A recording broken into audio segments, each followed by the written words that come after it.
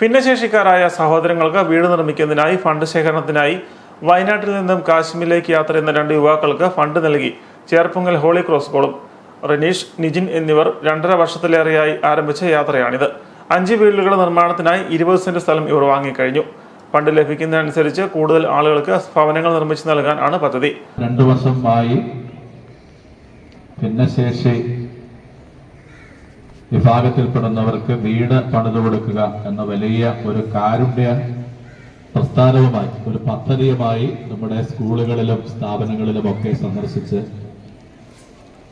സാധിക്കുന്ന സംഭാവനകൾ ശേഖരിച്ച് 5 വ്യക്തികൾക്ക് വീട് പണിതു കൊടുക്കുന്ന വലിയ ഒരു ഉദ്യമത്തിൽ ഏർപ്പെട്ടിരിക്കുന്ന വ്യക്തികളാണ് നിജിലും അതുപോലെ റനീഷും.